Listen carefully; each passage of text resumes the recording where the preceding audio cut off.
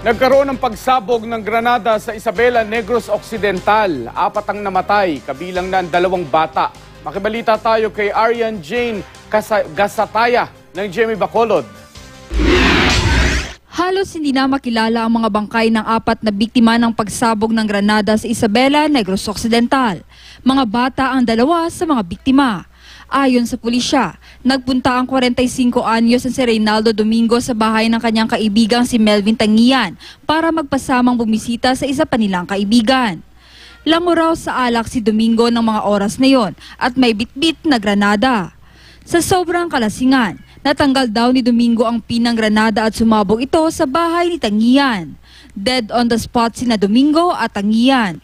Namatay rin ang mga anak ni Tangian na sina Mary, 11 taong gulang, at Karen, 5 taong gulang. Sugatan naman ang asawa ni Tangian at 3 pa nilang anak. Hindi ko gimabato niya nga napatay akon 2 ka bata ya. Kag isa pa akon ba na niya, way gina sala bisan sino pa man kuton dira, way gina sila atraso ni dagol. Kag nga amos ito nga higayon nga nang naamos ito. Amo lagi na akong problema. Hindi ko ya mabato niya ang bata ko ya 2 ka bilog yan, madula sa akong. Paniwala ng asawa ni Tangian, sinadya ang pagsabog dahil dati na raw may alitan ng kanyang asawa at si Domingo. Nga aging hinging amutan nila sini nga waay man kamo bin atraso ni dagol. Amo na siling ko. Halin sang una miguhay manggid ka muna.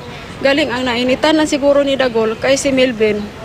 Anang daw bali dito gadamping ninong kukoy mo. Na amo na. Nakaburol na ang mga biktima habang nagpapagaling naman sa ospital ang mga sugatan. Iniimbestigahan pa ng pulisya ang insidente.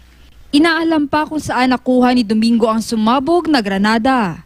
Arian Jane Gasataya, Nagbabalita, Pilipinas.